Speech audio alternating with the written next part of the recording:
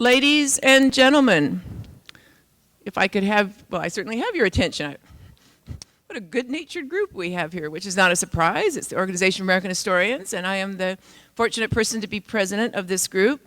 And one of the huge satisfactions of that is thinking of the plenary sessions a person would like to attend herself, and then getting going on thinking what those might be. I was very fortunate early on to have appointed Peter Kastor at the far end of the table there as the local arrangements, local resources co-chair. And so we knew we wanted, this was last summer, we wanted to address issues grounded in St. Louis. And we knew that we wanted to try this idea. I did not know this until Peter brought it to my attention, and then I instantly knew I wanted this idea, that we wanted to think about what happens to conventional national narratives when we start here, when we start in the interior, when we start in the middle of the country, and we don't start on either coast.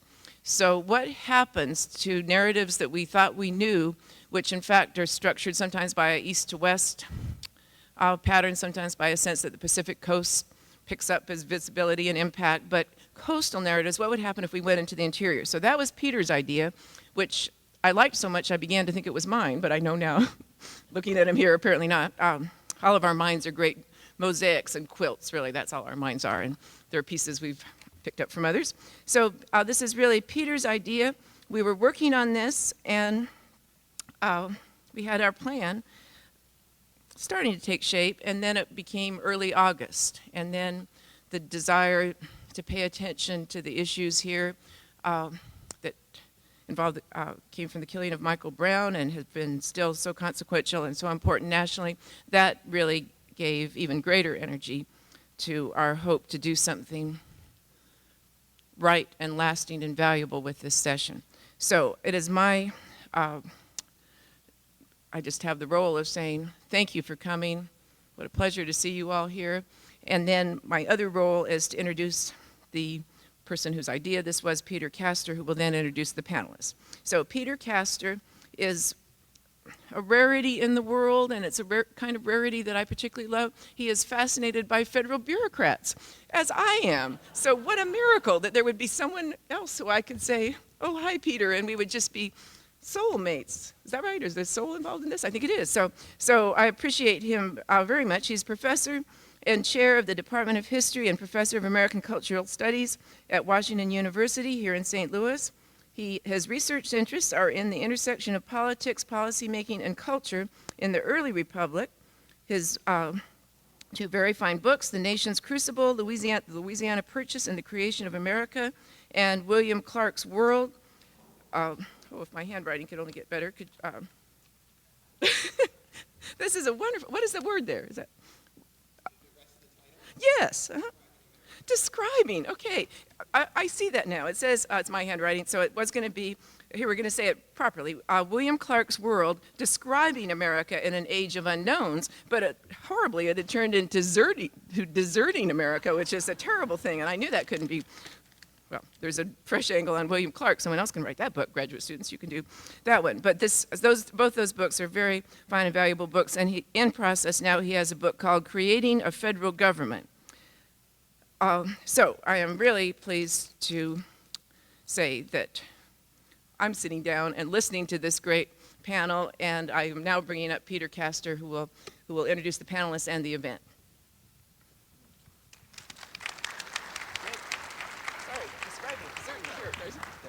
Don't worry about it.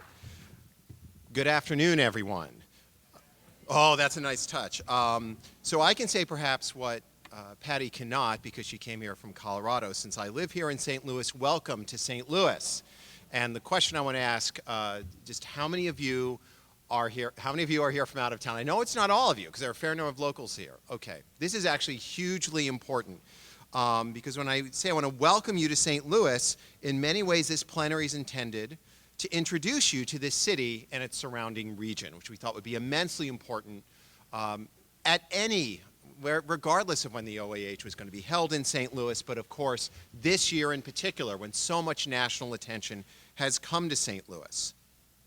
What I also want to mention is there are two sessions large plenary type sessions that are dealing with St. Louis and Ferguson. So we have our session today. There is also a public session on Saturday entitled Historicizing Ferguson. I want to make certain that's on everyone's radar. And that will be very much about Ferguson within historical context. Our goal today is a little different.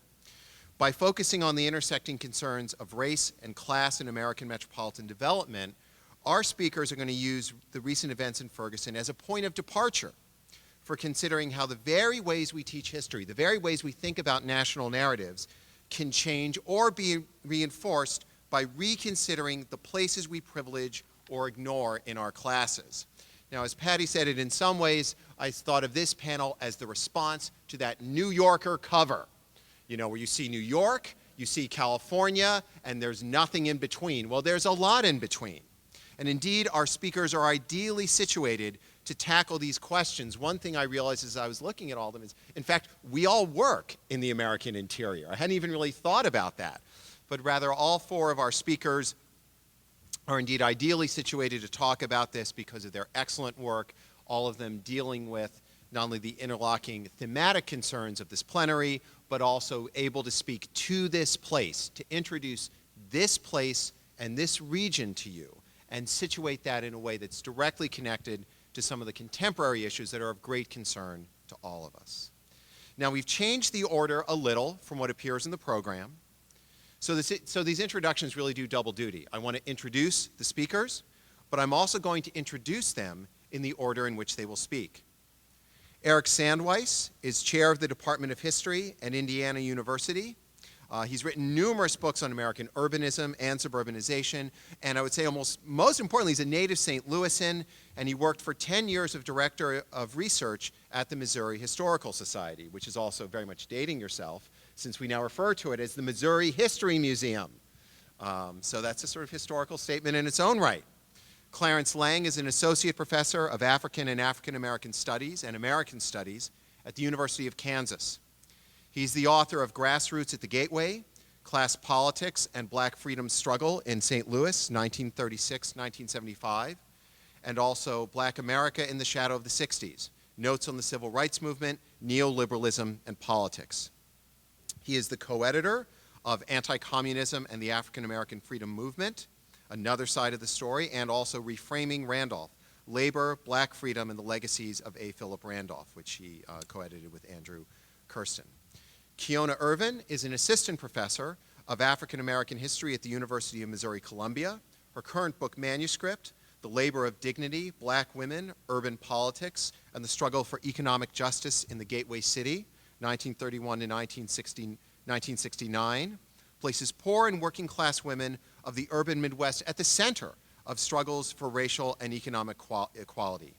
She's the recipient of several grants and awards for her research. These include the Career Enhancement Fellowship from the Andrew W. Mellon Foundation and the Woodrow Wilson National Fellowship Foundation, the Huggins-Quarles Dissertation Award from the Organization of American Historians. So here we see an OAH-supported scholar continuing with her very important work, and also the Mellon Mays Undergraduate Fellows Travel and Research Grant from the Woodrow Wilson National Fellowship Foundation.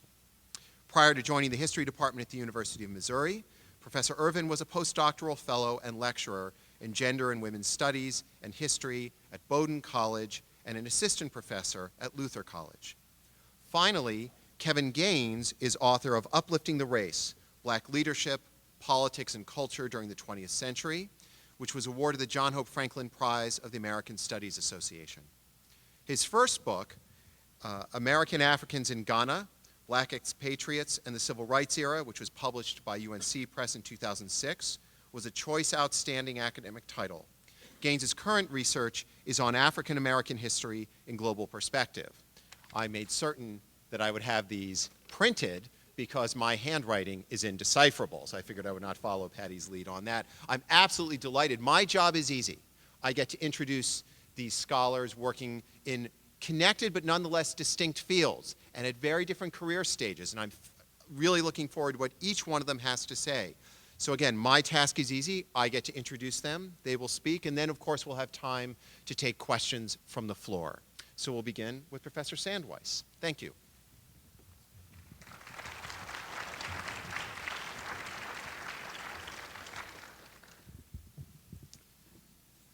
great to be here today, and I'm honored to be among this company of scholars at the head table here, and I'm delighted to accept Patty and Peter's invitation to take part in this opening session for this year's OAH. I'll start with a quote. It comes from another historian, somebody who's a leading light in our profession, Sam Bass-Warner. "If all the world were Philadelphia," Warner wrote, this is in 1968, "then we could construct a kind of intellectual scaffolding for urban history." So Warner tried it. He used that city's 17th century grid as a framework on which to build his larger hypothesis about what he called the interaction between urban environments and the social organization of work. And in the essay, and then in two subsequent books, which are familiar to many of you in this room, The Private City and The Urban Wilderness, he used Philadelphia to model the tensions of community on one hand and capitalism on the other that he argued characterized American cities and, more broadly, American life more generally. Well, years later, Warner, writing about Philadelphia and then ultimately about many other cities, he wrote in recollection that he had developed the idea for that famous article, "If All the World Were Philadelphia," while he was working in another city, this city, St. Louis. He was at a think tank that was known as the Institute for Urban and Regional Studies, IURS, which was located at Washington University, just a few miles west of here. IURS was founded itself in 1961 in their charter's words to make significant contributions to the knowledge and understanding of urban life and form, and to develop intellectual talent which can play a creative role in meeting the challenges of urban society. Here at IURS, as well as at other interdisciplinary urban studies centers that were beginning to creep up across the country in the 1950s and 1960s, historians at work among planners, economists, lawyers, and so on, historians were able to redirect what was still a very new field of urban history away from its roots in a more nationalistic narrative that may still be familiar to some of us of a certain age in the histories of Karl Breidenbaugh or of Arthur Schlesinger Sr. From that nationalistic narrative to a more critical analysis of racial, ethnic, class conflicts that really seem to grow daily outside of the university campuses on the streets of these cities. Well, all the world was in Philadelphia, of course, and while Warner looked east in his search for a theory of urban history, this city here, the one outside his window, as he later admitted, was a little bit more confounding. Then, as now, St. Louis was famous as the place whose history was, well, not quite anything. Was this the easternmost western city, or was it the westernmost extent of the east? Could it have been anywhere from anywhere other than St. Louis that Senator Thomas Hart Benton famously pointed west and proclaimed, "There is the east, there is India"? Or could it have been from anywhere but here that Huck Finn and Jim left to head south so that they could go east, so that they could go north to freedom? It made sense in its own way, at least in a St. Louis kind of way. Well, the Institute's scholars knew that this city's identity crisis mapped itself directly onto the city's landscape, and I'll spend a moment orienting you. Outside of this building that we're in right now, you'll find a neat grid of cities with names that are familiar to anybody who knows the city of brotherly love. Outside the door of the convention center, you'll get to Spruce and Locust and Walnut and Pine and Market Street. But then what? What happens after you do that? Let's take you on a quick tour if you don't have time to do it yourself, walking or driving. I'll take you out to 12th Street and we'll go north along 12th until it becomes not 12th Street anymore, but North Florissant Avenue. Next, we'll continue north and we'll find ourselves on West Florissant Road.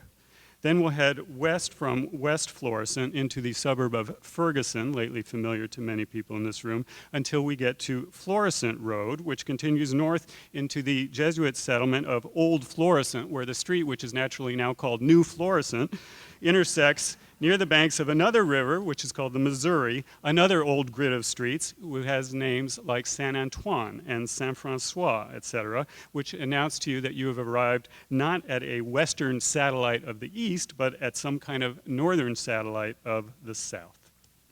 Well, so is this all the world that was Philadelphia? That city, as you know, sits between two rivers too. but the Schuylkill and the Delaware hold it in place. They make Philadelphia legible in a way that has appealed to city planners for 300 years. St. Louis's rivers pull it apart. They suck out its energy at once toward the east coast, toward the south, and then finally west upstream along the Missouri. I can only say that God help the world if it were all St. Louis. Accelerating the city's centrifugal growth is a historical and uncomfortable at many times diversity. We'll start again outside of this building to see how that's written into the map. I'll take you first to Bloody Island, just east of downtown along the river in 1820s, early 1820s. Here, a member of the city's rising power base, the future senator, Thomas Hart Benton again, kills a scion of the old, Charles Lucas, whose French-born father had surveyed the city's land for Thomas Jefferson.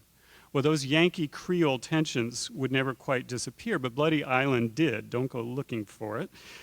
Thanks to the efforts of a young Army engineer whose name was Robert E. Lee, who was sent here in the 1830s to channel the river. Now, we could also travel forward in time as well as south along the Gravois Road to the estate that another Lucas, this time Charles's sister Anne, owned outside of the city line to the southwest. She sold this farm to the Dent family, who then managed the property with the help of their son-in-law, whose name was Ulysses S. Grant, who arrived in town just after Lee had left. Elsewhere, other Lucas family, other Lucas in-laws scattered along across a line of estates in the north end of the county, where you see that top circle on the map. Places with names like Normandy, which is named for the Lucas family's ancestral province, or Kinloch, which was named for a Virginia plantation from which its owners had come. All of that decentralization, it had started earlier, though. It had started much closer to downtown as well, on blocks that Lucas's father, J.B.C. Lucas, had donated to the city as the site for its courthouse. Like future growth opportunities, Lucas's courthouse addition, and we are just north of that addition now, in a block or so west, that addition highlighted the fact that some St. Louisans benefited from and others paid for urban expansion. It was on the courthouse steps, that symbol of liberty and American justice, that slaves would be sold at probate auction to the men who would then hire them out to tend to the work of the growing city. And it was one of those laborers, William Wells Brown, who recalled later that although slavery is thought by some to be more mild in Missouri, no part of our slaveholding country is more noted for the barbarity of its inhabitants than St. Louis. It was inside that building that another slave, Dred Scott, would seek his freedom. And the cost of that long suit would be almost as evident on the edges of St. Louis by 1861 as it was in Charleston Harbor. We have one local resident's vivid diary entry I'll just quote real quickly to help you understand the Camp Jackson affair of spring 1861, a riot that was brought on when angry German immigrants attacked secessionist state militia members who were camped out along the high ground besides Grand Avenue, which was by then the city limit. The resident who left those diary notes, by the way, was named William T. Sherman, who soon left town on more pressing business. So, exeunt Lee, Grant, Sherman, and finally enter the Pathfinder, Thomas Hart Benton's son-in-law, John C. Fremont, who would declare martial law and issue his own Emancipation Proclamation from his mansion down at 8th and Choteau, just south of here, and arguably within earshot of the city's largest slave pen, as it was called. So as it grew then, St. Louis, this northernmost southern city, the place that had somehow managed to feel like home to Lee and Grant and Sherman and Fremont, this city seceded in a way from its own state. There's the East, Benton's postbellum successors might as well have said, but this time they weren't pointing west to India. No, they got it right. They were pointing straight back to Boston and Philadelphia and New York, to places whose bankers and consumers were going to hold their future prosperity. James Eades's bridge, which was commenced after the war, and which you see here under construction, didn't symbolize the importance of the Mississippi as we tend to think of it growing up in this city. It symbolized its new insignificance. Forget about Robert E. Lee's channel for southern river traffic. Here was a direct way east. Well, threats to this new effort to consolidate the money and industry of the city came from afar. Think Chicago. Think about it, because St. Louisans didn't. And they also came from nearby. They came from the far-flung settlements, like the old Lucas lands that I mentioned to you out to the west, which were beginning to undergo suburban development that would result in the balkanized St. Louis County, which features today nearly 100 municipalities that we know today. To stanch the outflow of money and power, the city seceded once again, this time from its own county in 1876. They drew a line at the far end of Forest Park, which you see on the left of the image that you've got here, and they separated their urban interests distinctly from those of the county, separate offices, separate political management, and so on. And it worked for a while. The city's population rose and ranked to 4th in the nation. And as it did so, the business and political leaders of St. Louis applied their expertise to new ways of managing all of that growth. They drafted a plan in 1907, the nation's first. They laid out a zoning ordinance. And for a few years, until the courts struck it down, some of them developed a segregation ordinance, which was intended to separate black from white just as logically as they had hoped to separate industrial from residential land use. But all of this public effort to make St. Louis the 20th century's answer to William Penn's 17th century green country town, all of this public effort fell prey to the vices of Sam Warner's private city, not surprising. The city's most famously beautiful streets were and are explicitly private. Gated landscape boulevards lined with the mansions of wealthy families who chose to associate with their own kind and not with others. And as they had from the start in this city, more noted for the barbarity of its inhabitants than any others, race relations were never far removed from what should have been the cold calculus of private growth. Neighborhood covenants, as we'll hear more about from our other speakers, replaced the short-lived segregation ordinance. It was on this block that you see here in 1948 that Lewis Kramer lost his effort to prevent J.D. Shelley, an African-American man, from buying a home on Labadie Avenue on the city's north side. With the Supreme Court's decision in Shelley's favor, white brokers and neighborhood associations lost their power to enforce such de facto segregation. And henceforth, black families simply did what white did. They followed them in a steady movement away from central city neighborhoods toward newer homes and better job opportunities. And where were those jobs? Well, as we say around here, out in the county. Out there beyond the inflexible 1876 city limits that choked the city of its needed revenue, and onto property that was cheaper and that was lower taxed and was better served by highways. Out in North County, in particular, proved profitable for industrial uses. To the town of Ferguson went Wagner Electric. Beyond it in Florissant went McDonnell Douglas at the eve of its post-war rise to an aerospace giant. African Americans had a few places to go in this part of the county, but not many. Kinloch, you remember Kinloch? Incorporated as an all-black city, still bearing the name of the old Virginia plantation that had given it its original title. In nearby St. Anne, developer Joseph Vatterott, who would march at Selma in 1965, dedicated one of his many new suburban neighborhoods specifically for black buyers, and also started a trade school for minority and poor youth. Why the need for separate subdivisions? This is the 1960s by now. Well, just look a couple miles away to Florissant, where another prolific North County developer, a man named Alfred Mayer, had gone to court to stop Mr. and Mrs. Joseph Jones, an interracial couple, from buying in his new Paddock Woods subdivision. That also resulted in a Supreme Court decision, which I have a feeling we may hear more about. Jones versus Mayer took Shelley v. Kramer a step further. Racial covenants were not just unenforceable, they were outright illegal. Well, St. Louis's place at the center of these landmark housing desegregation cases does not mean that the city integrated. Far from it.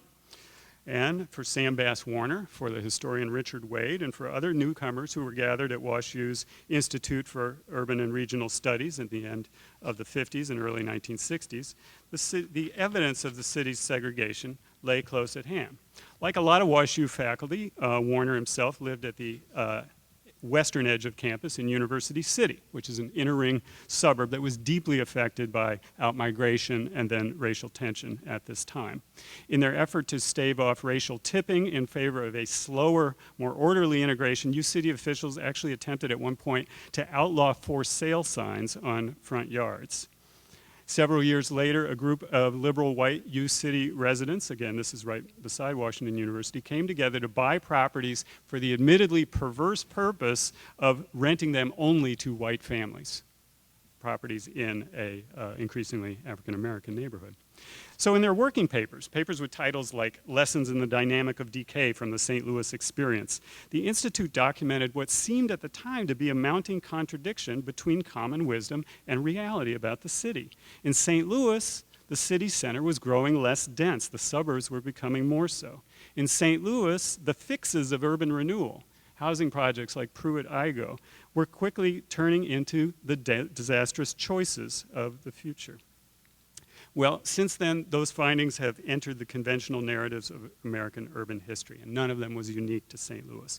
But it was the city's topsy-turvy past, which was largely unchronicled by urban historians until about 25 years ago, that conspired to make the collective impact of all of these decisions more keenly felt here than anywhere. The city-county split, that block-by-block confrontation of slavery and abolitionism that I mentioned to you, the lasting pull of these almost feudal 19th century estates out in the suburbs, these and other elements of St. Louis's story have ensured that the story's outcome, if familiar in its general outline, differs in its particularities. And those particularities are what came to the surface one day last August, the last day, as it turned out, in the life of Michael Brown. He was a recent graduate of Normandy High School. That was the district that was named for J.B.C. Lucas's ancestral estate. He expected soon to attend Vatterott College. That was the trade school that was established by the developer of St. Anne. And on that day, he hadn't started school yet. He walked from the market on West Florissant. You remember, you'll find West Florissant Road east of Florissant Road and north of North Florissant Avenue. Are you with me? Good. He walked from there to Canfield Drive, and here he encountered Darren Wilson. Now, Darren Wilson had grown up a few miles further west in St. Charles County, a place that's now crowded with new suburban neighborhoods that were built by Alfred Mayer and other North County developers to house many white families, leaving behind older North County towns like Ferguson and Florissant. Like Charles Lucas and Thomas Hart Benton's meeting on Bloody Island, Wilson and Brown's encounter on Canfield Drive was at once personally unpredictable and historically overdetermined. If all the world were Philadelphia, we'd miss the very specific shadows that came together over this spot at this time in this crucible where, as some people have put it, Southern efficiency meets Northern charm. But if we keep our eyes too close to the ground, if we fail to climb the scaffolding that's left us by Warner and by other pioneers of American urban history, which reminds us of the root contradictions of working and dwelling in the private city, whatever it looks like, whatever it is, if we do that, then we remain equally blind to something else, to the inevitable clash of money, of race, of power, the clash that we have inscribed into all of our urban environments, wherever they are. Thank you.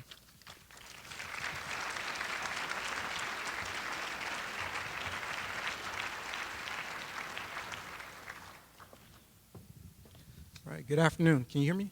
Yeah, okay. So I should start also by thanking Patty Limerick and Peter Kastor for the invitation to participate in this plenary, and I'm really honored to be in the company of my colleagues up here. I come to this discussion as an historian of African American urban community, class, and social movements in St. Louis during the 20th century. When I was working on my dissertation on St. Louis, and even for some time afterward, people often confronted me with, sounds like an interesting project, but why locate the narrative in St. Louis? What does St. Louis have to tell us about the black experience, or anything for that matter? Now, when the Rams went to the Super Bowl in 1999, and the rapper Nelly had his first big hit with Country Grammar in 2000, people asked these questions less. But I still get the question. And now, I'm grateful to say, with the important work of such scholars as Priscilla Dowden White, David Lukander, Robert Bussell, Keona Ervin, not to mention the work of John A. Wright, George Lipsitz, Rosemary Fuhrer, Kenneth Jolly, Paul Dennis Brunn, who has his epic dissertations published at Washington University that never became a book, which is an interesting kind of mystery, as well as more contemporary developments in the St. Louis metropolitan area, Ferguson, obviously. I'm hopeful that those of us who do research on African American history in St. Louis are putting to rest the question, why St. Louis?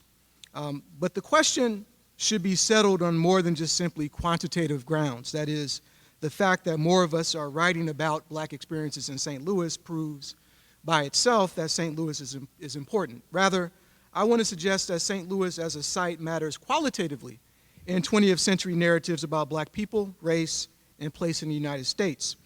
As several of us have argued, St. Louis and Missouri more generally has had a very complex history and heritage, one that combined, the shorthand is this, combined the political and cultural patterns of the South within the geography, economy, and demographics of the Midwest, if you will, a transition point between the Midwest and the South, or to put it another way, an articulation of the South within the Midwest. And in fact, in St. Louis, scholars for some time, and coming from many different periods and areas of emphases, have discussed how race relations encompassed regionally diverse modes of black racial stratification.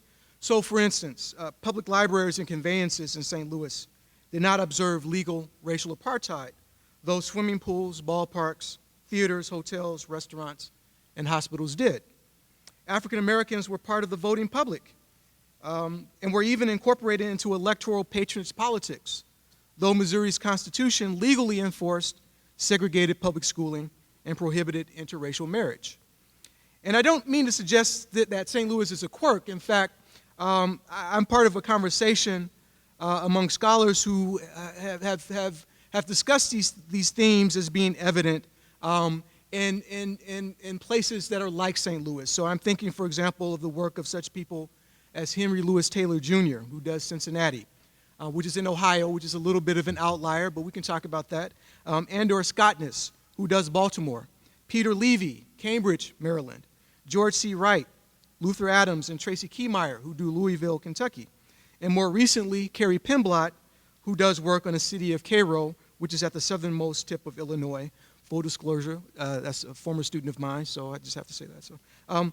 So the point that emerges is that St. Louis represents a particular typology of place, which some of us have referred to as the border South, encompassing Missouri, Kentucky, Tennessee, Delaware, and Maryland. This has been a former slaveholder region where, according to black sociologists E. Franklin Frazier and Charles S. Johnson, the nation's conflicting racial views and policies met and clashed. Consequently, from the antebellum conflict around slavery onward, Missouri has been a bellwether and an exemplar of emergent national patterns in race relations and inequality. As scholars like Colin Gordon and more recently Richard Rothstein of the Economic Policy Institute have documented, St. Louis was an important pioneer in the strategies of residential segregation. So Eric has talked about private streets in St. Louis, which were a way for native-born white elites to separate themselves from newer populations of working-class European immigrants. In 1916, white residents in St. Louis City were the first to pass a housing segregation ordinance through initiative petition and direct vote. Now, as Eric has mentioned, this was aimed, obviously, very explicitly at black Southern migrants.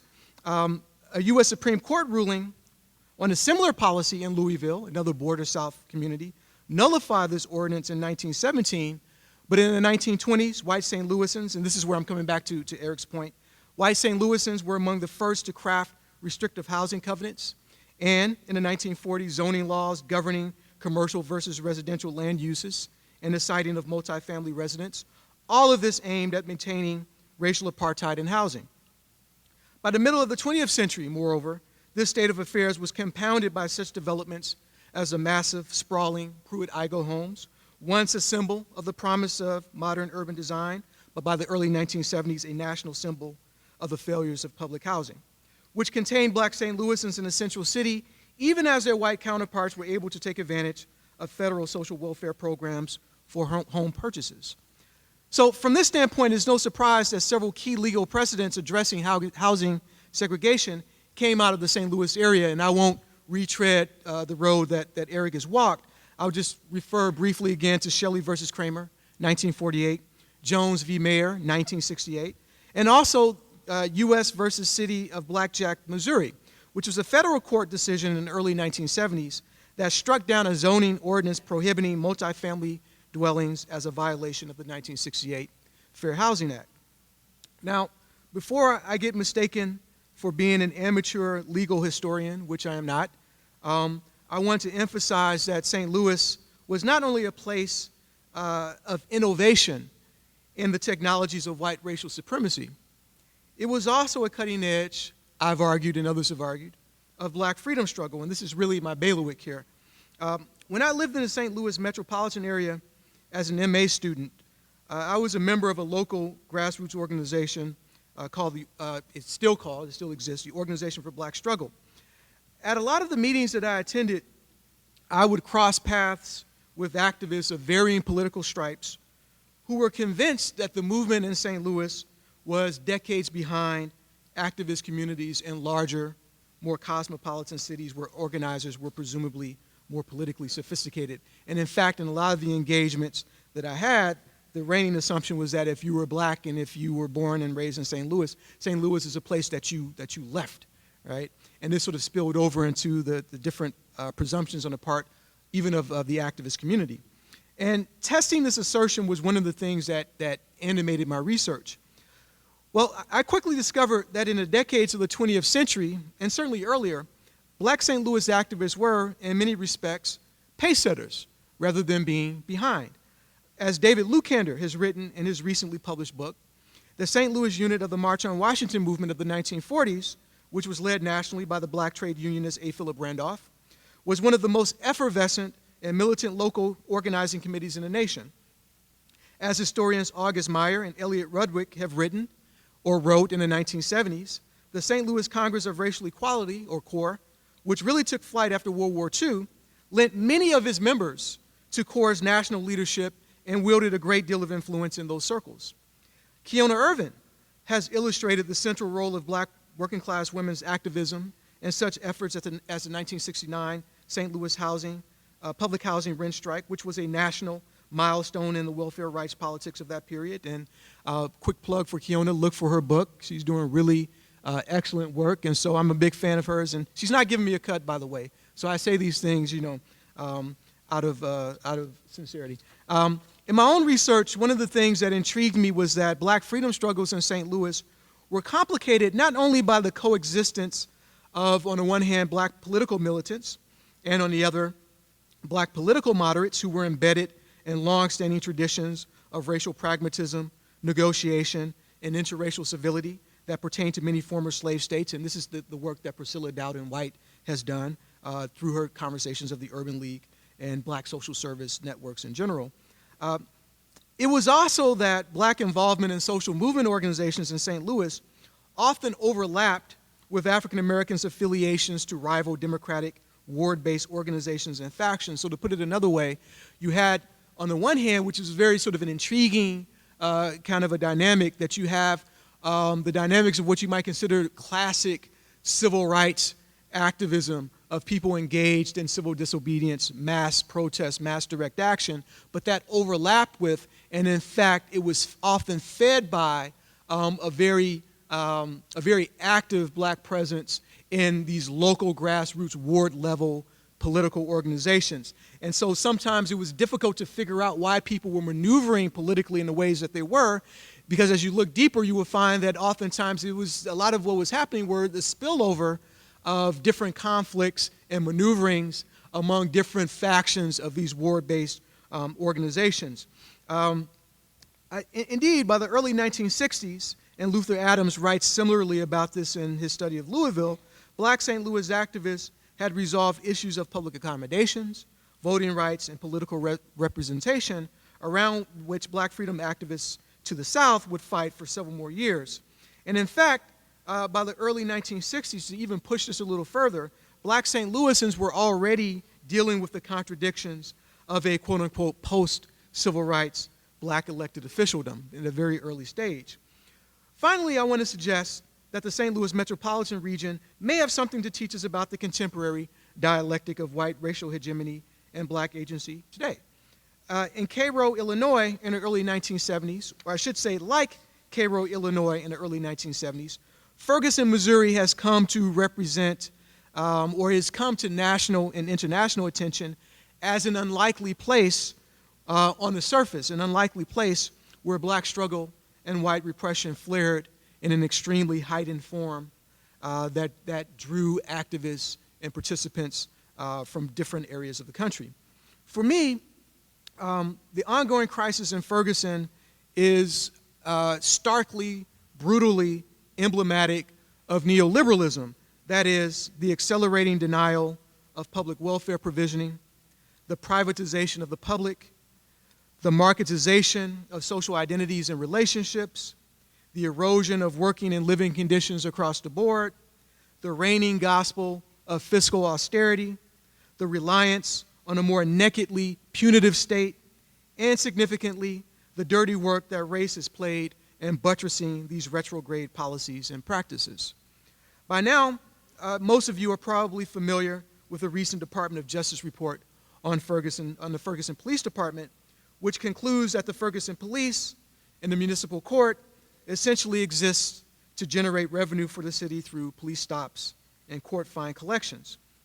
Now, this situation is tied, to build a little bit off what Eric was saying, is tied most immediately to the intense governmental fragmentation that is peculiar to this region where 90 municipalities surround St. Louis City, all of them duplicating services, all of them scrambling to address shortfalls in revenue.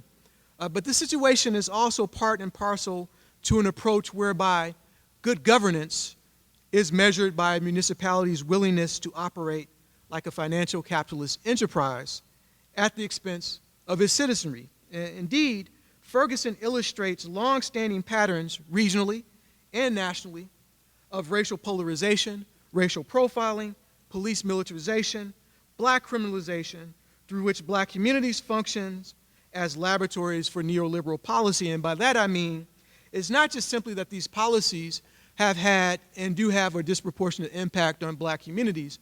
I want to go further and argue that Ferguson suggests how, in fact, black communities actually become a fulcrum on which such policies are implemented. So it's not just simply the impact, but in fact, it becomes the way of moving policy toward the right. Likewise, Ferguson embodies a new racial spatial fix that has emerged in Chicago, Philadelphia, other metropolitan areas, i.e., the displacement of racialized poverty to aging inner ring suburbs as the central cities have become sites of economic reinvestment, tourism, conventioning, things of that nature. Does Ferguson prefigure crises that we may see emanating from similar declining older suburbs where the populace becomes predominantly white, black, while the levers of municipal governance remain predominantly white? It's a question. I'm hopeful, based on what we've seen since August, because I am hopeful. There's a lot of dismal things that have occurred, but there is reason for hope, I believe, that Ferguson may yet become a metonym not only of the shooting of unarmed black citizens, the violence of the state against black communities, and the mapping of race and inequality in metropolitan areas around the nation, but also the strategies and meanings of black social protest in the 21st century. Thank you.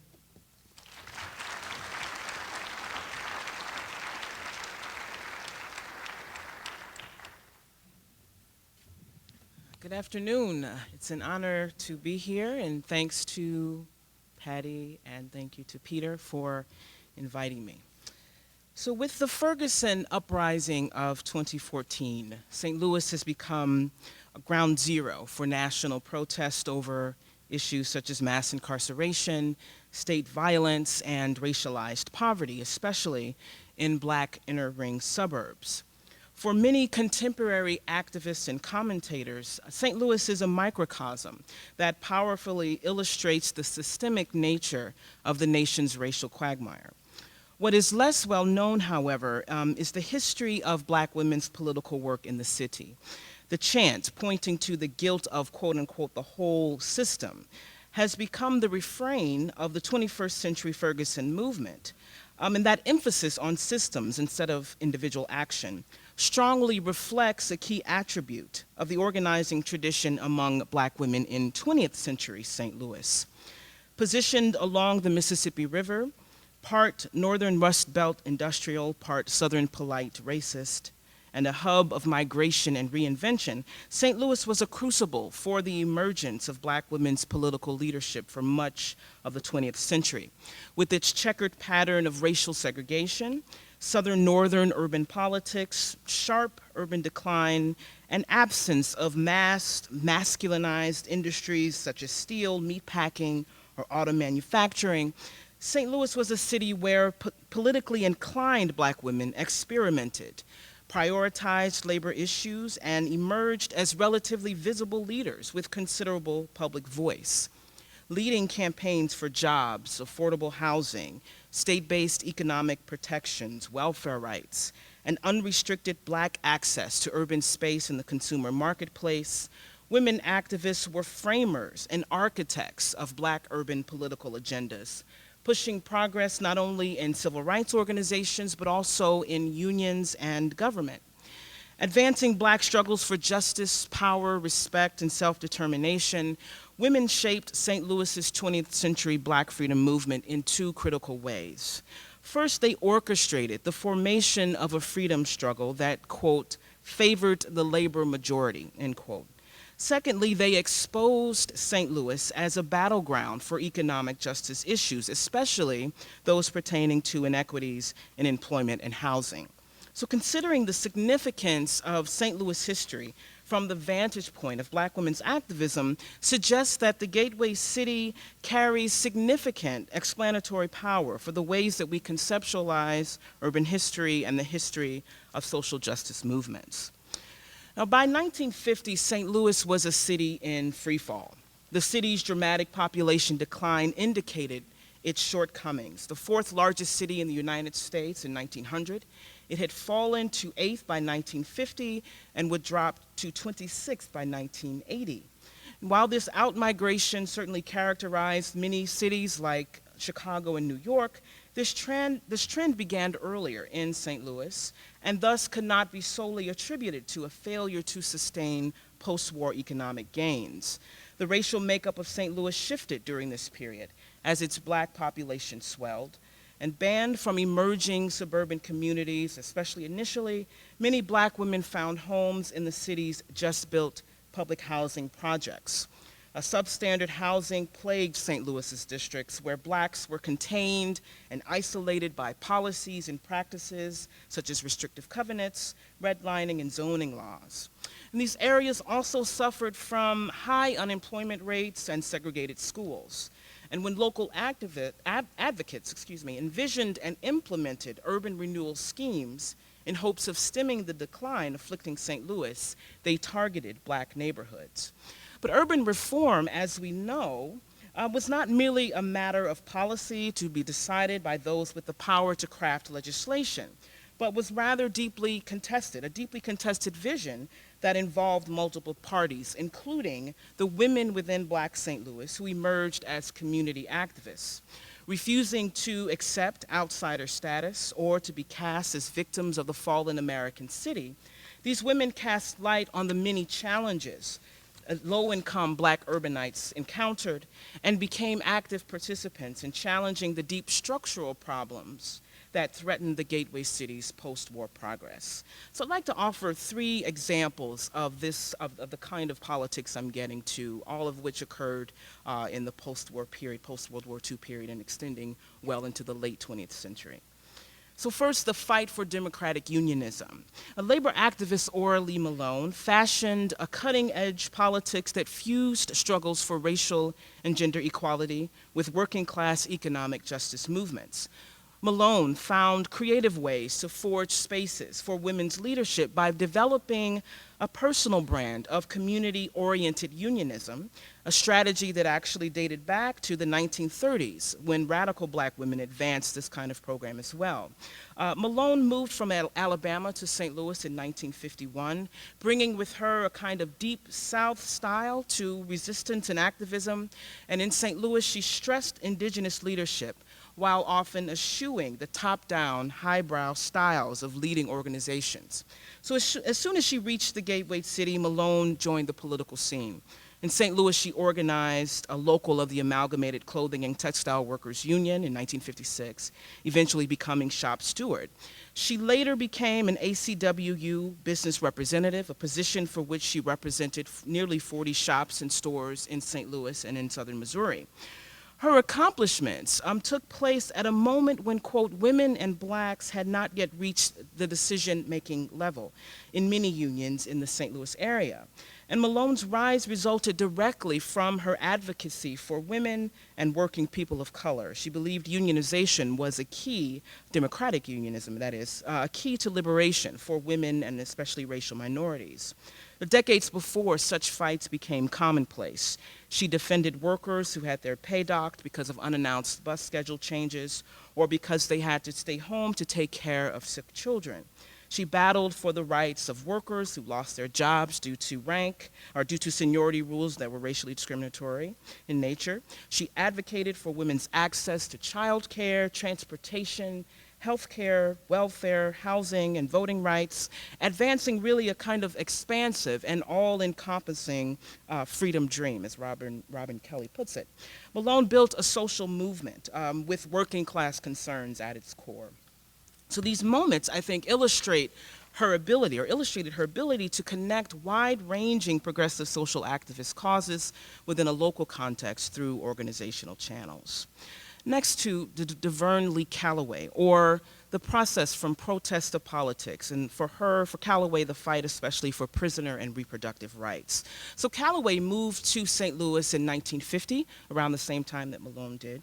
She emerged there quickly as a political candidate, and in 1962, she became the first black woman elected to the Missouri State Legislature, building her platform around the idea of social welfare for marginalized people, for the poor, working class, single mothers especially was a focus, and racial minorities. But Calloway's most progressive stances, where she emerged as a leading voice, were in support of reproductive rights and prisoner rights. Her unsuccessful battle to repeal Missouri's ban on abortion required a formidable organizational effort, including petitions, gathering of signatures, and an extensive letter-writing campaign. In fact, she's drawing upon, in this moment, the political networks that she established in St. Louis to, in a sense, wage this fight. In an address to the legislature supporting a family planning bill, Calloway cited repeatedly the needs of African American women, stressing that black women formed a sizable percentage of welfare recipients because almost a third of them at the time were heads of their households. She also noted that St. Louis had one of the highest black infant mortality rates in the nation, and that a disproportionate number of black women died during childbirth. Calloway also served as chair of the State Institutions and Properties Committee. She commissioned a 1974 report on the human conditions at Missouri State Penitentiary that documented shocking conditions: high prisoner death rates, physical abuse, inadequate medical care, violations of due process, and racial discrimination. Portions of the city were later used in an American Civil Liberties Union lawsuit, and the study set the stage for penal reform in the state of Missouri. Dubbing herself an advocate for the urban area, Calloway used poor and working class African American women's experiences to imagine a political vision wide and deep enough to encompass all economically vulnerable persons. Her 1962 campaign and reform-minded political work thereafter operated as a nexus at which liberal feminist civil rights, labor, and anti-poverty agendas met. So finally, the third example are the fight for affordable public housing, a kind of poor people's rights movement. So in 1969, over 1,000 public housing tenants, about a quarter of the city's project dwellers, staged one of the nation's first and largest post-war rent strikes. The strike was sparked by the St. Louis Housing Authority's decision to raise rents sixfold, which would price many poor people on fixed incomes out of their residencies and leave them homeless. Facing these desperate circumstances, community leader Jean King and other women from a number of developments took radical action to protect themselves and their families. The success of the rent strike illustrated St. Louis's potency as a site for women's leadership that pushed forward the national progressive agenda and would predate similar actions in New York, New Orleans, and Chicago. The National Tenants Organization would choose St. Louis as the host city for its first conference in the fall of '69, just as the strike ended. Delegates elected Jean King as the organization's vice president. She would go on to work with U.S. Senator Edward Brooke, the first African American ever to be elected to such office, to shape components of the 1969 Brooke Amendment, which included rent caps in public housing, to the federal 1968 Fair Housing Act. The rent strike in St. Louis, like a rent strike in another border city, there are important parallels here, another border city, Baltimore, helped usher in a national development, a series of demonstrations waged by increasingly vocal and influential public housing and welfare rights movement participants during the late 1960s. And these movements were primarily led by African American women. So I think it's the case that border city urban politics functioned as a kind of incubator for Black women's visible and formal political leadership. The Gateway City provided space for women activists to make unique strides during a period when sweeping transformations in cities like Montgomery, Little Rock, Birmingham, Chicago, New York, Philadelphia, Oakland, San Francisco, and Los Angeles were stoked by far-reaching civil rights and Black power campaigns. And while confrontations in these locations provided evidence of a rising tide of Black militant protests and racial consciousness, St. Louis, on the other hand, tended to symbolize urban decay and entrenched racial segregation. It often fell under the radar, due in no small part to local politicians, to business leaders and reporters who practice a kind of polite racism, trying with relative success to conceal Black dissidents to preserve the city's reputation as an urban center above the fray of racial conflict. Perhaps there's even a connection between the nature of Black women's political leadership in St. Louis and, in a sense, the St. Louis's invisibility as a site of racial militancy. Black women's leadership in St. Louis along secular lines emerged right alongside the religious, charismatic male model that characterized many other campaigns. Black pastors held leadership roles in the local movement, of course, and St. Louis had its secular Black male militant figures, but none emerged as preeminent, making it impossible for Black women to work in shared or similar capacities as Black men. Women tended to find their activist voices in St. Louis after either coming from the South or after coming of age in the city. And whether through organizations they formed or through those already in existence, they produced some of the most creative and politically generative forms of social movement organizing in the 20th century.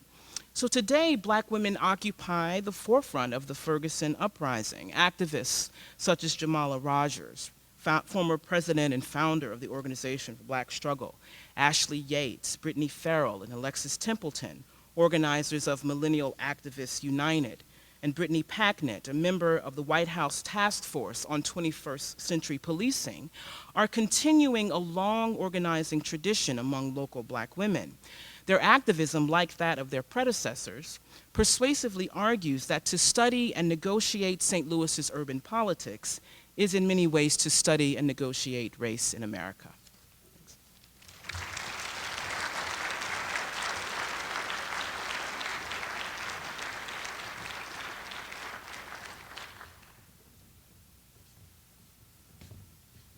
Thank you all for coming. And I'd like to thank Patty and Peter for organizing this session. And I'd also like to thank my fellow presenters for setting such a high bar with their outstanding presentations. So we've been asked to reflect on the implications of looking out from St. Louis to examine potential connections to larger regional or national historical developments. Eric Sandweiss has shown how the unique history of the balkanization of urban and suburban space in greater St. Louis, overlaid with the city's deeply entrenched and contested history of racial segregation, are crucial starting points for understanding national urban problems of racial injustice and inequality. Clarence Lang has shown how the history of St. Louis, Missouri has exemplified emergent national patterns in race relations and inequality, specifically segregation in housing markets, as well as strategies of black freedom struggle. He had a very, I think, telling quotation calling St. Louis a place of innovation in developing technologies of white racial supremacy. Taking as her point of departure the Ferguson uprising of 2014, Keona Ervin discusses St. Louis as a site for the emergence of black women's political leadership, placing women at the center of local movements for jobs, decent working conditions, affordable housing, a living wage, welfare rights, and unrestricted black access to urban space and the consumer marketplace. I would like to make a similar case for St. Louis as profoundly representative of larger trends in the role of race and racism in shaping urban space and national politics.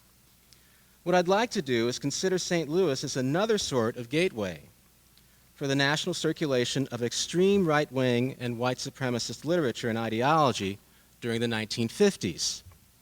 To be sure, St. Louis was certainly not the only home of ultra-conservative ideology and organizations. Nevertheless, in writing the history of St. Louis and its connections to national developments, we need to consider the career of Gerald L.K. Smith, a far-right populist, isolationist, and founder of the Christian Nationalist Crusade political party in St. Louis in 1942. Smith was a right-wing anti-communist and a strident and unrepentant anti-Semite. Smith parlayed his national reputation as a spellbinding orator into his role as editor of the monthly newsletter, The Cross and the Flag. That publication promoted the self-proclaimed mission of the Christian Nationalist Crusade, which was, and I quote, "to preserve America as a Christian nation, being conscious of a highly organized campaign to substitute Jewish tradition for Christian tradition," end of quote. In addition to opposing communism, immigration, and world government, the organization pledged, and again I'm quoting, "to fight mongrelization and all attempts to force the intermixture of the white and black races," end of quote. Smith moved his organization to St. Louis from Tulsa, Oklahoma, because his staff assistant already lived in St. Louis. In any case, after the Supreme Court's 1954 ruling in Brown v. Board of Education, which declared segregation in public schools unconstitutional, Smith embraced the overt racism of segregationists, many of whom shared his phobias about a Jewish and communist takeover of the United States. It is easy to dismiss Smith as a far-right crackpot. Many of his contemporaries, even some of those on the right, did so. Smith was notoriously volatile, irrational, and polarizing. Smith's extremism notwithstanding, his correspondence reveals his extensive ties with many prominent figures on the right, including members of Congress. With the rise of the Cold War, Smith remained relevant as a political figure into the 1950s. But Smith refused to tone down his bigoted rhetoric, perhaps provoked by civil rights activists who were fighting segregation and racial discrimination not only in the South, but also in such cities as St. Louis, as we've heard, and elsewhere. Smith actively participated in the white South's organized massive resistance to desegregation. He espoused the Christian fundamentalist arguments of segregationist politicians and conservative intellectuals that America and the so-called white race were besieged by a monstrous conspiracy of Jews, communists, and their African-American pawns in the civil rights movement. Historians of massive resistance to desegregation have produced many studies of the organized opposition to integration by whites of all classes, particularly in Virginia and the states of the Deep South. Border states, such as Missouri and such cities as St. Louis, do not rate a mention in these studies as part of a national network marked by an alliance of white supremacist defenders of segregation and right-wing anti-communists. But with the nationwide reach of Smith's publication, The Cross and the Flag, and his attempts to run candidates for city and statewide office under the ticket of the Christian Nationalist Crusade, Smith's activities demonstrate that right-wing racism, white supremacist ideology, and anti-government extremism had considerable influence outside the Deep South. It would appear that the history of the modern conservative movement would warrant some attention to St. Louis as an influential crossroads of white supremacist doctrine.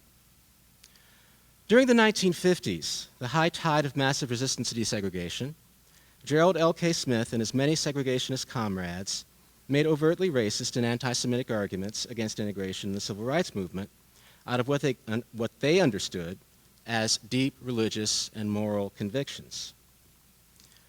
Smith's Christian Nationalist Crusade spawned other far-right organizations and publications. John W. Hamilton, editor of The Cross and the Flag, left Smith's employ to form his own organization, the National Citizens Protective Association, also based in St. Louis, in 1951. Hamilton seems to have become disenchanted with Smith's obsession with many right-wing causes and conspiracies, from communist subversion to world government to the fluoridation of water supplies. Hamilton's new organization was committed to a single issue, the defense of white America from the supposed threat of school integration and African American demands for equality. As editor of The White Sentinel, the official organ of the National Citizens Protective Association, Hamilton voiced the worst fears of hardline segregationists with the front page headline of the April 1956 issue, "School Integration is Racial Suicide." As its title suggests, there was nothing measured or even-handed about the White Sentinel. The monthly newspaper was a hate publication, pure and simple.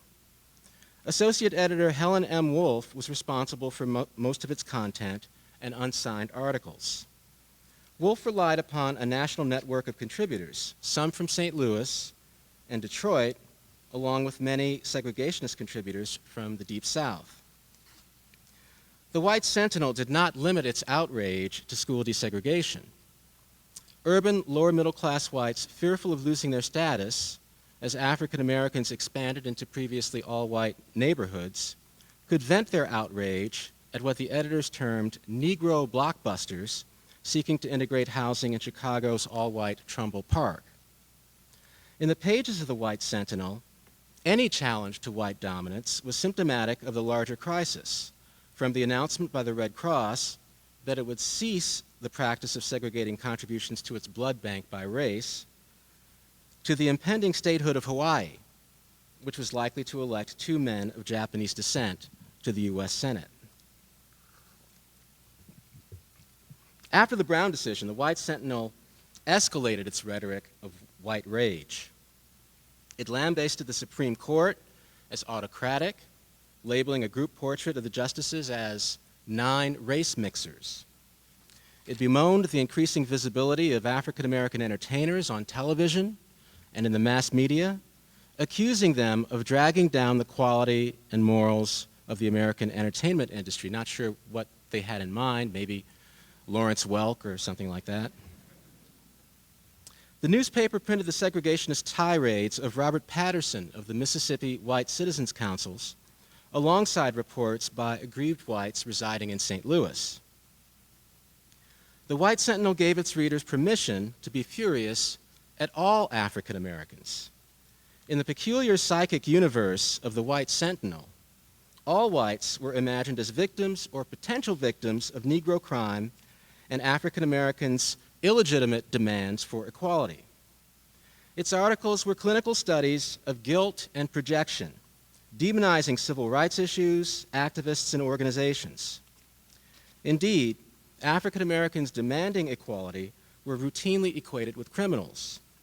Though careful not to openly advocate violence, the newspaper implied that violence was necessary to subdue disorderly criminal blacks. Urban blacks were depicted as a dire threat to public safety, white racial purity, and the American nation. Under the headline, "Human Rights Orgy Held," the magazine reported in December 1954 on a public forum on school integration sponsored by the St. Louis Council on Human Relations.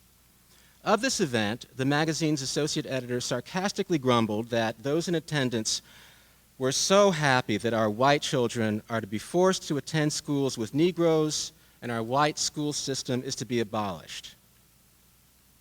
In keeping with the White Sentinel's view of integration as a threat to public order, the editor added ominously, even as the mongrelizers were having their Negro-loving feast, it is reported that St. Louis police officers were being given orders to shoot Negro suspects on sight and talk later as Negro crime reached new heights. Such reckless assertions needed no evidence, so closely aligned were they with the racist desires and assumptions of the White Sentinel's target audience. As for the incitement to shoot so-called Negro suspects on sight, it is likely that such extremism led the FBI and the U.S. Post Office to closely monitor the newspaper's contents and the activities of the National Citizens Protective Association. In a tried and true strategy, the White Sentinel incessantly portrayed white women as actual or potential victims of Negro crime. The only solutions were stiffer punishment for Negro criminals and, again quoting, strict segregation. It denied the existence of discrimination and bias, signaling its skepticism with scare quotes. The newspaper condemned local civil rights groups in St. Louis for, quote, building the Negro hoodlums up to bigger and better crimes, end of quote. The NAACP led a conspiracy against white America, according to the headline of the April 1955 issue. Under a picture of Thurgood Marshall, shown in, quote, a typically arrogant pose, this caption went on to describe him as the mulatto head of the NAACP legal staff, which is spending millions of dollars to fight the rights of white America in the courts. In the classic Jim Crow white Southern mentality, civil rights were a zero-sum game in which African American civil and political freedoms were believed to cause the disenfranchisement and oppression of whites. Seemingly content to operate under the radar, the White Sentinel solicited direct mail annual subscriptions at $5 per year. From its St. Louis post office box address, the newspaper also distributed handbills and circulars warning of white racial apocalypse that could be ordered in lots of 100 for $1 for private distribution, perhaps at church services. But the White Sentinel did attract notice as an extremist publication. The columnist Murray Kempton mentioned the publication in a report on a Louisiana pro-segregation activist who showed Kempton copies of the White Sentinel and a South African racist pro-apartheid tract. The African-American-owned Baltimore Afro-American of June 4th, 1957, noted the scurrilous publication was being sent to members of Congress. The involvement of far-right organizations based in St. Louis in what was a national movement of conservative opposition to civil rights foregrounds the ongoing mobilization of white supremacist ideologies. The African-American spokesman Malcolm X used to say that white racism in the United States was like a Cadillac. They make a new model every year. Close attention to the local and national circulation of white supremacist ideology provides an important counterpart to analyses of the structural processes of racial discrimination and residential segregation against which generations of African American movement activists have struggled. As the political philosopher Elizabeth Anderson reminds us, social segregation not only exacerbates material inequalities, occurring in clear violation of civic myths of freedom and liberty, segregation also engenders disaffection and despair among African Americans. Among privileged and non-privileged whites, segregation produces and reinforces derogatory stereotypes, ignorance, insularity, and a lack of accountability. If there's to be a solution to the long-standing problem of police violence against black people, it will come from the realization that this systemic problem in St. Louis or anywhere does not come out of nowhere. Rather, much of it can be attributed to the historical and ongoing socialization of white supremacist identities, not only through the circulation of racist ideas within old and new media, but also, and crucially, within the intimate, secluded spaces of white families, churches, neighborhoods, and civic organizations. Thank you.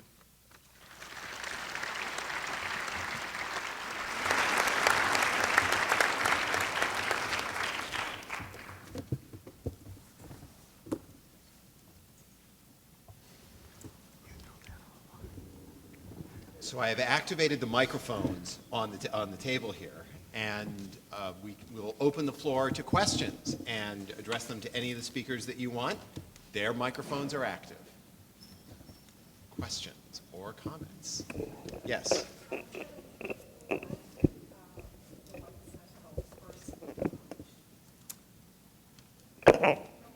Yeah, the question was when was the White Sentinel first published? As far as I can tell, it's 1951. And I should say, because I couldn't reproduce images, the masthead of the White Sentinel, that if you want to look at several issues of the publication, all you have to do is Google Freedom of Information Act and the White Sentinel. It just so happens that our access to it has been greatly enhanced by the FBI monitoring of the organization and the publication. Mm-hmm. Other questions from the floor? Oh, I'm so sorry. I didn't see you there.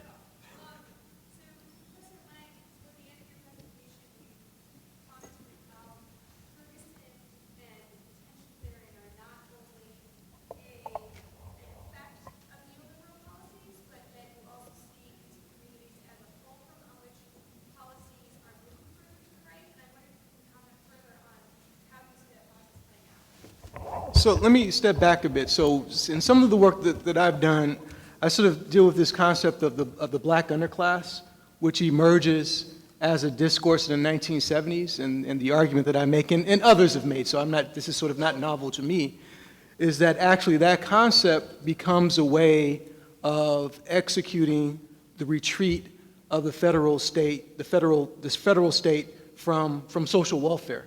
So to the extent that you can characterize the beneficiaries of various programs as being the undeserving black poor, then people are likely to support policies that might even benefit themselves.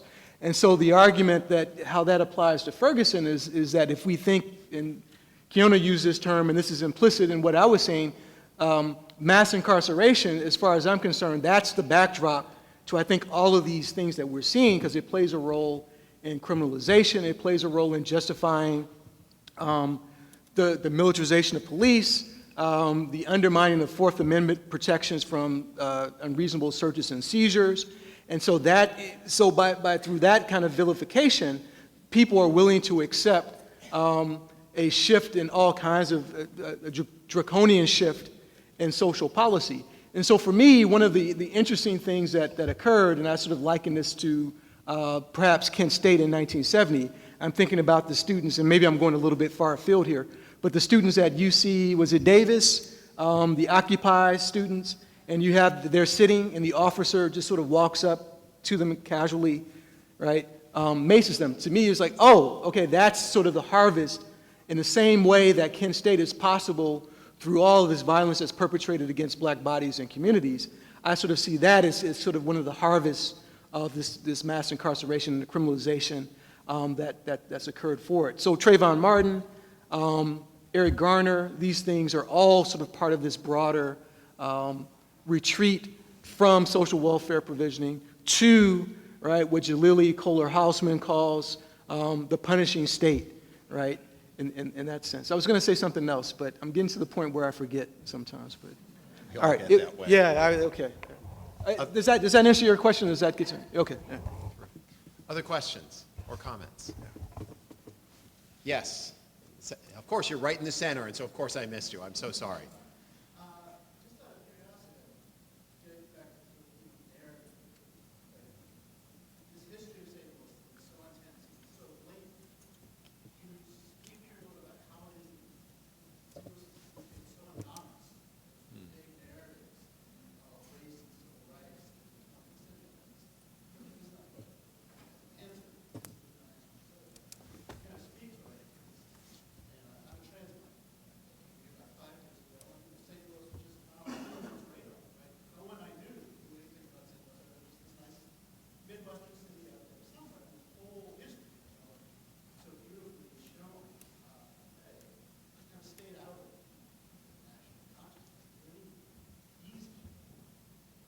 The question was how and why did St. Louis become so anonymous, which I think was the appropriate term there, especially given what everyone's been saying today.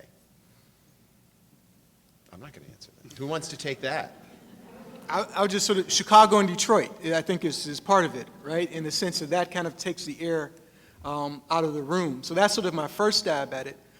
You know, the population decline, I mean, St. Louis is, and I don't say this as a value statement, is kind of a secondary city. And so even within the region, if you're talking about the Midwest, well, the Titan becomes Chicago, and then Detroit, and it becomes these other places. And so there's that kind of sort of, I think, existing in the shadow of those cities, existing in the shadow of those cities. That's my first stab at it. I think that it was sort of regionally and nationally, certainly as an economic power. If you go back to the 19th century, this gateway to the east, between the east and the frontier, right? We have to problematize that word, but after 1904, I think sort of the World's Fair, that's the big hurrah, and people were kind of sort of done with that city. That's a gross oversimplification, but that's a first step. Can I say this too? Because I just remember what I was going to say to her over there.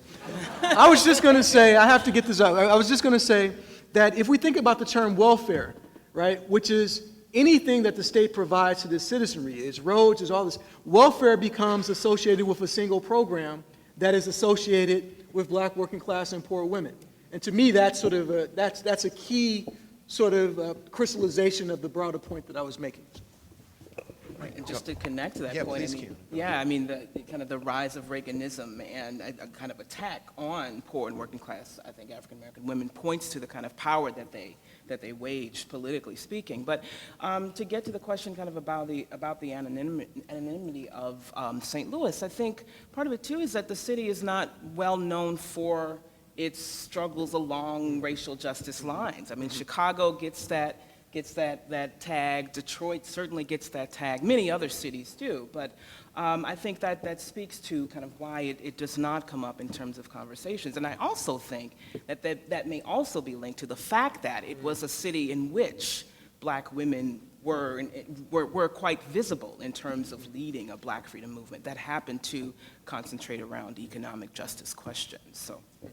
Yeah, I don't know if there are any 19th century U.S. historians out there. They might disagree about the invisibility of St. Louis within national and Missouri in national narratives.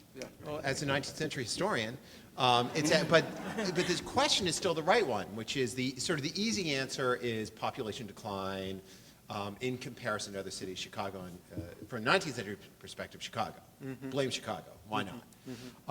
But I think all of your talks get to the notion that there are far more complicated factors at work for why places assume preeminence in the way we tell our national history. Other questions? Yes. Actually, I think part of the solution, that 19th century solution, is that St. Louis's heyday is based on transportation, and it is the way to go either way. Yeah. Right. Anywhere. Right.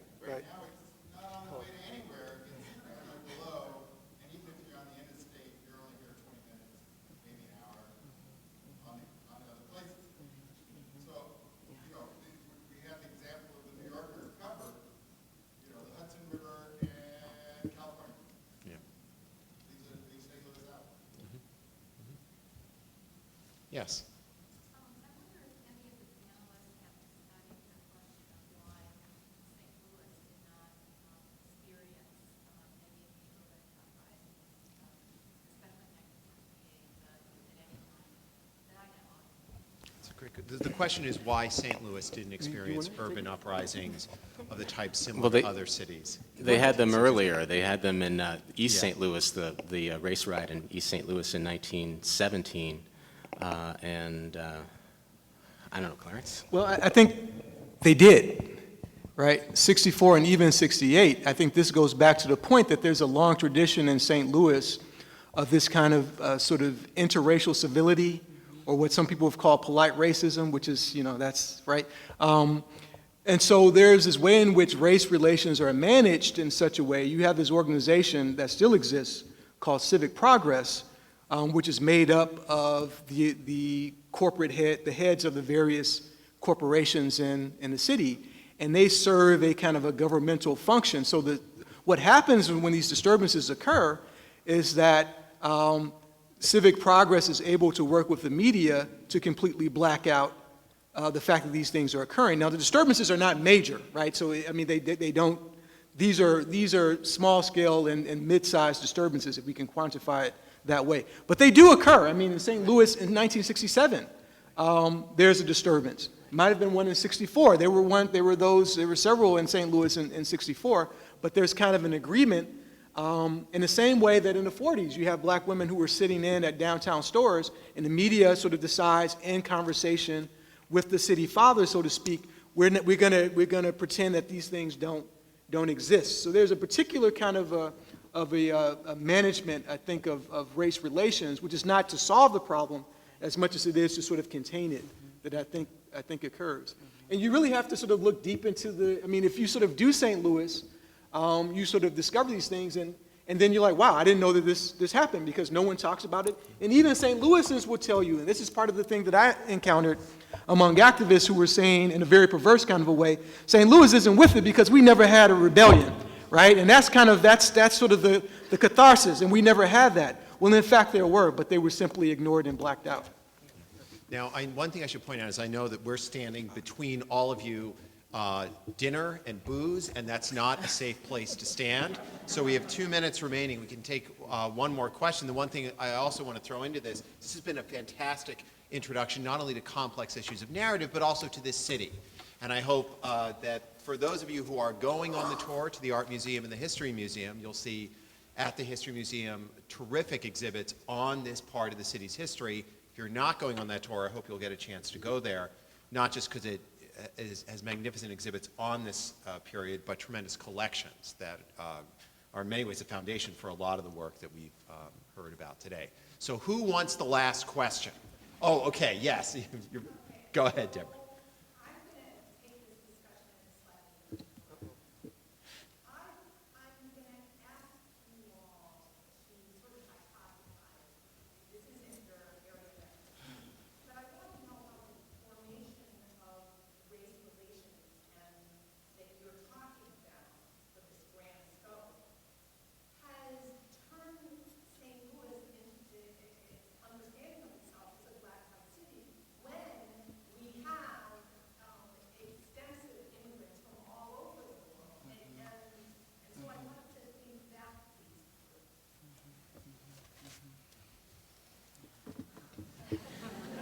In a minute. I want you to answer. I want everyone to answer that complex question in a minute.